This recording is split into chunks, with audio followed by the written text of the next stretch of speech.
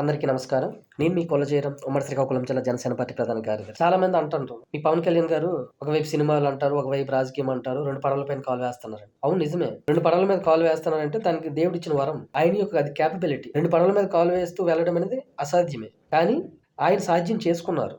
ఎందుకంటే ఆయనలో ఉన్నటువంటి దృఢ సంకల్పం, ప్రజలకు మంచి చేయాలనే ఒక ఆశయం, ఆ దృఢ సంకల్పమే ఆయనకి ముందుకు తీసుకెళ్తుంది. సినిమాలలో ఏ విధంగా అయితే ట్రెండ్ సెట్ చేశారో రాజకీయాలు అదే విధంగా ట్రెండ్ సెట్ చేస్తున్నారు. ఎప్పుడు నాయకులు ప్రజలకి సంక్షేమ పథకాలు అందించాం, డెవలప్మెంట్ చేశాం, వాళ్ళ ఇబ్బందులను తెలుసుకున్నామని ఎప్పుడు అంటుంటారు. కానీ ఒక ప్రజా నాయకుడు గాని, ఒక వ్యవస్థని గాడిలో పెట్టాలని గాని, ఒక వ్యవస్థను మార్చాలి అనే ఆలోచన ఉన్న నాయకులు ఉద్యోగస్తుల సమస్యలను కూడా పట్టించుకుంటారు. అదే విధంగా శ్రీ కొణిదెల పవన్ కళ్యాణ్ గారు తన శాఖకు సంబంధించినటువంటి రూరల్ డెవలప్మెంట్, పంచాయతీరాజ్ శాఖకు సంబంధించినటువంటి ఎంప్లాయీస్ అందరినీ కూడా ఒక వేదికపై కూర్చోబెట్టి కమిషనరు, పవన్ కళ్యాణ్ గారు, ఎంప్లాయీస్ ఒక చర్చా గోష్ఠి అనేది నిర్వహించారు.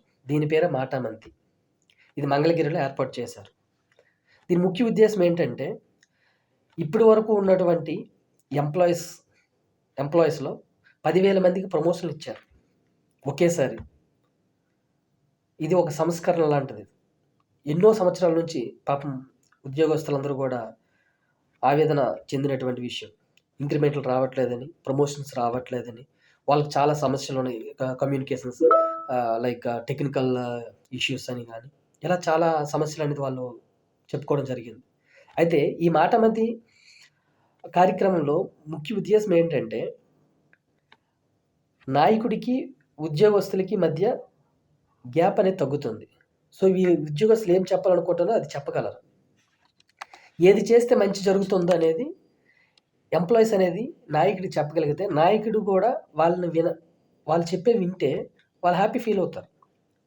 అక్కడున్న ఉద్యోగస్తులందరూ వాళ్ళ సమస్యలు చెప్పారు, నాయకుడు విన్నారు.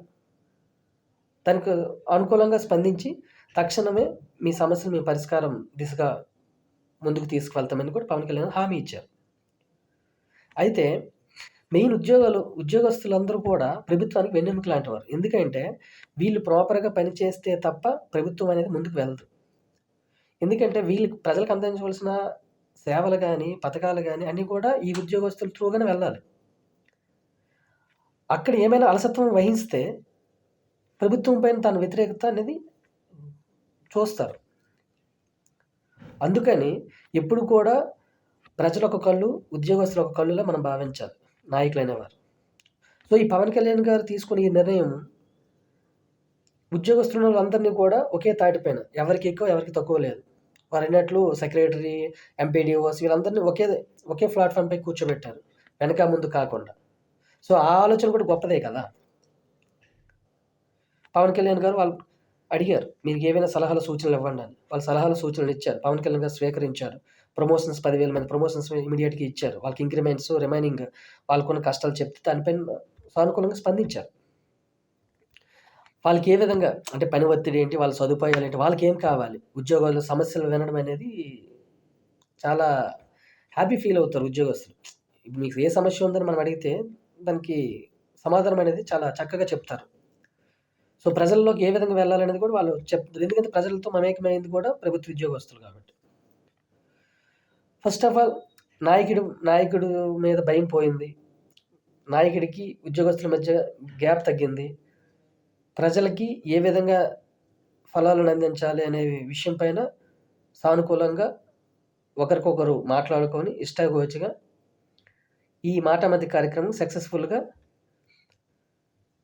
విజయవంతం చేశారు. అయితే ఉద్యోగుల కుటుంబాల్లో చాలామంది హ్యాపీ ఫీల్ అయ్యారు. పవన్ కళ్యాణ్ గారు మొట్టమొదటిసారిగా ప్రవేశపెట్టినటువంటి ఈ గొప్ప సంస్కరణలు ఒకేసారి 10,000 మంది ప్రమోషన్స్ ఇవ్వడం అనేది గ్రేట్. సెకండ్ది, ప్రతి ఉద్యోగుల కుటుంబాల్లో భద్రత అనేది కల్పించారు. ఎందుకంటే చాలా సంవత్సరాలుగా ఎదురు చూస్తున్నారు ఉద్యోగులందరూ. కొంతమంది ఉద్యోగులు కొన్ని సూచనలు ఇచ్చారు, కొన్ని పాలసీస్ చేంజ్ చేయమని. అవన్నీ కూడా సానుకూలంగా పవన్ కళ్యాణ్ గారు స్పందించారు. మాటలే కాదు, చర్యలతో చూపించిన నాయకుడు పవన్ కళ్యాణ్ గారు. ఉద్యోగులకు, ప్రజలకు నిజమైన హితమైన పరిపాలన కావాలి అనుకుంటే నాయకులు, ఉద్యోగస్తులు ఒక అండర్స్టాండింగ్తో ఉంటే అది సక్సెస్ అవుతుంది. ఉద్యోగులకి గౌరవం కానీ, ప్రజలకు సేవ చేయడం అనేది పవన్ కళ్యాణ్ గారికి ఉన్న ముఖ్యమైన లక్షణం అది ఒకటి. అందుకని ప్రజలకు సేవ చేస్తూ, ఉద్యోగస్తులకి వాళ్ళ సమస్యలు తెలుసుకుంటూ, ప్రజలకి, ఉద్యోగస్తులకి, నాయకులకి మధ్య సత్సంబంధాలు పెంచుతూ, కూటమి ప్రభుత్వానికి ఒక సక్సెస్‌ఫుల్ వేలో వెళ్ళడానికి ఈయన తీసుకుంటున్నటువంటి ప్రతి ఒక్క అంశం గాని, కార్యక్రమాలు గాని చాలా గొప్పగా ఉన్నాయనే చెప్పుకోవచ్చు.